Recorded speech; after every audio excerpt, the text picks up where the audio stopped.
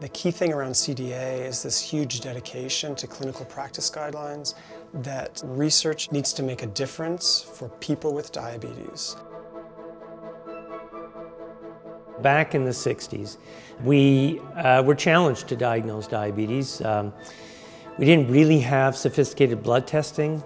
We had very few drugs, some pretty old style insulin that had been discovered back in the 40s. And it was just general care. We tried to keep diabetes in reasonable control. We now have new classes of drugs that actually not only help control blood sugar effectively, minimize their risk for a low blood sugar reaction, but actually facilitate weight loss. And we now have the technology and the evidence that have gone into the development of clinical practice guidelines. We can effectively prevent or significantly delay diabetes-related complications.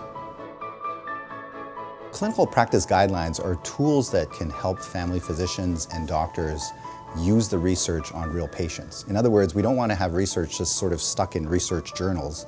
What happens is that guidelines basically collect all of that research together, and they have experts that look it over. And from all of this stuff, from their looking at it, they distill out what are the key recommendations that we should be doing for all of our patients, so that it's an easy digested form, I guess, if you will, of all the research that's out there.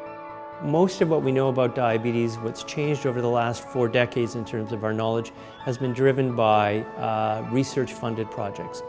The Canadian Diabetes Association has had a huge role in facilitating, supporting, and directing research into diabetes. So the ongoing need for supporting research in diabetes is as great now as it ever has been.